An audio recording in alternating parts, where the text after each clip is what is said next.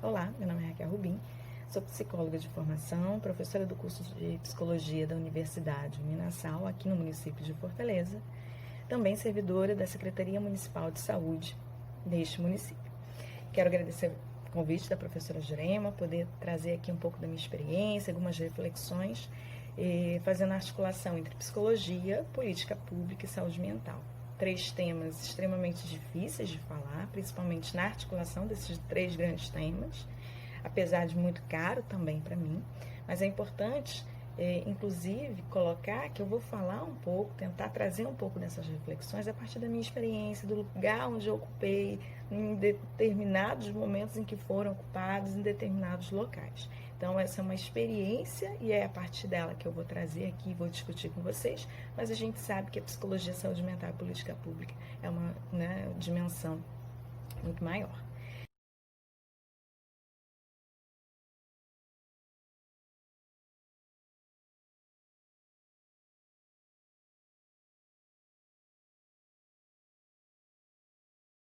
E a primeira pergunta, o primeiro tema, na verdade, eu fiz uma junção das 2 primeiras perguntas, das 2 primeiras propostas, certo?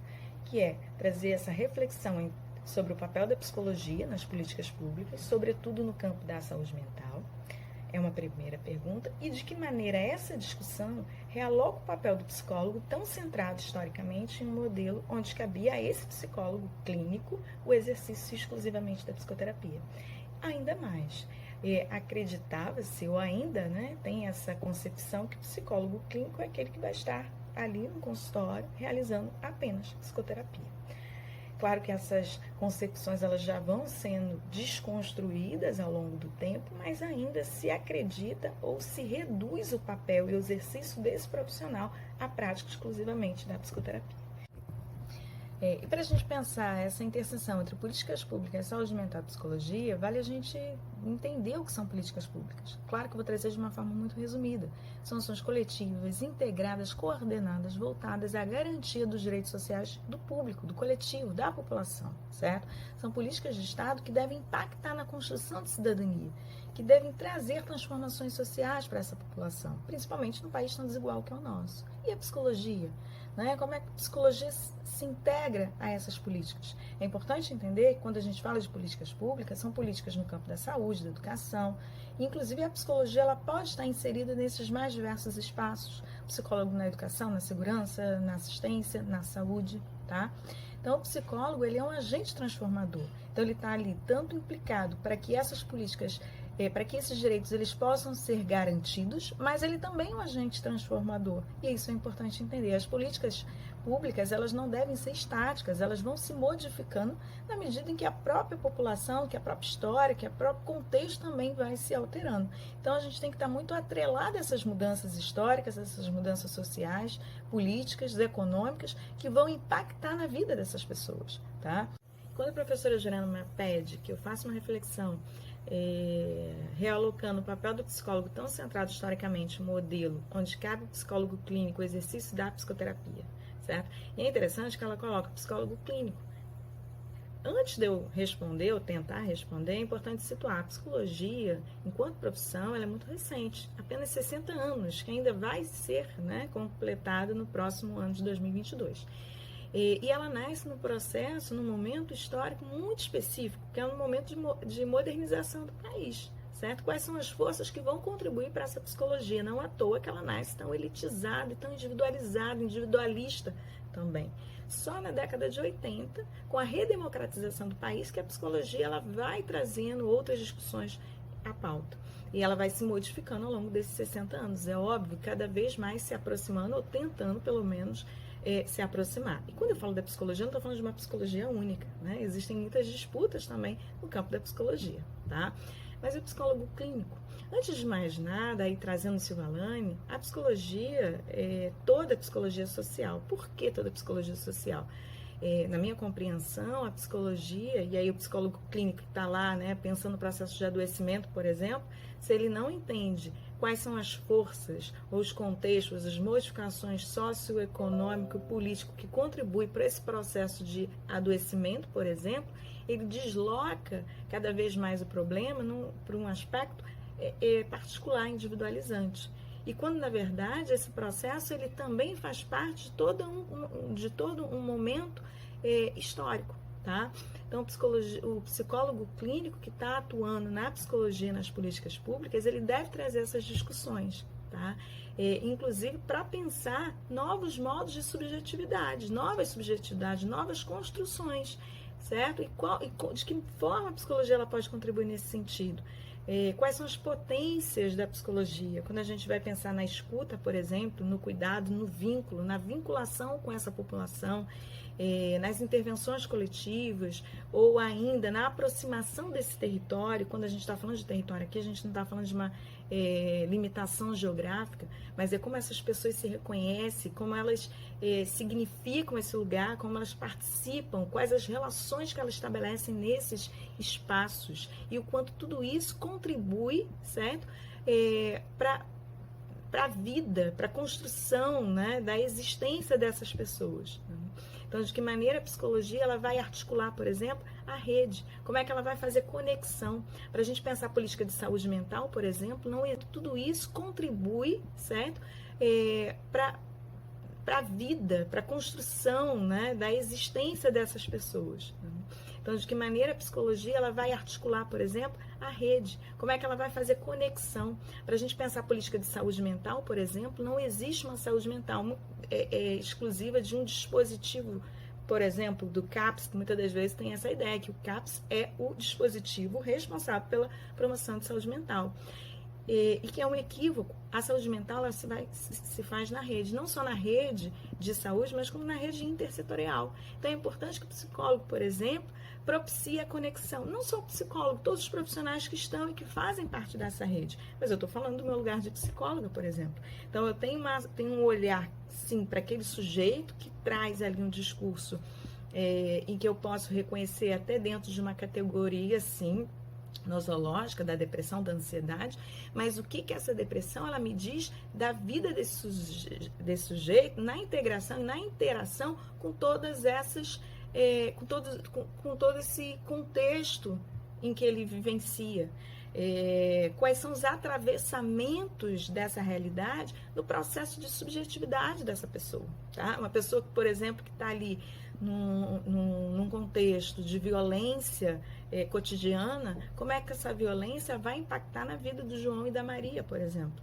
Não estou dizendo, né? E aí entender, por exemplo, essa depressão de uma forma muito específica. Tá? Por mais que eu tenha ali 10 pessoas que tenham tristezas, insônia, enfim, uma dificuldade, uma diminuição da energia, da disposição do seu cotidiano, mas quando elas forem falar de si, elas vão falar desse lugar, dessa história, e é onde onde ela se insere. Tá? Então esse é um ponto importante. E ainda, né, gente... Então, esse é um ponto importante, é entender, o psicólogo clínico inserido nas políticas públicas de saúde tem que entender que esse processo de adoecimento é para além, muito além de um processo individualizado. Não que, obviamente, a gente não vai estar atento às singularidades daquela pessoa, certo? Mas é entender que essa singularidade, ela dialoga cada vez mais com esse contexto. Um outro ponto importante, que as nossas ações, elas devem estar atreladas e preocupadas também em fazer com que essas pessoas se tornem cada vez mais protagonistas, certo? Sair desse lugar de assistido e entender que essas pessoas elas também são partes ativas, certo? Dessa rede. Elas devem estar também, a gente tem que entender que quando a gente vai pensar articulação de redes sociais, defesa de vida, laços de solidariedade, isso não tem que partir apenas da equipe de saúde. Essa produção da saúde, ela se faz junto e com o usuário da rede, com o paciente, com o cliente, né? Seja lá o que for. Então, a gente tem que entender que nós estamos ali como articuladores, mas o processo de construção de cuidado e saúde é feito junto com aquele usuário, junto com aquela pessoa que está inserida naquele contexto.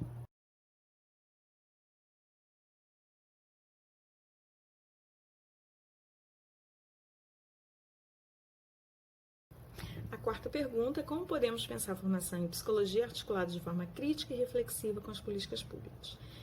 É difícil, não sei nem se eu consigo responder, mas primeiro, né, aquilo que eu disse inicialmente, se a gente entende em que momento ela nasce, a gente consegue entender por que ela nasce de forma tão elitista, tão individualizada, e ela vai se reconstruindo ao longo do tempo e tomando para si esse compromisso social, de transformação social. Isso é importante, tá?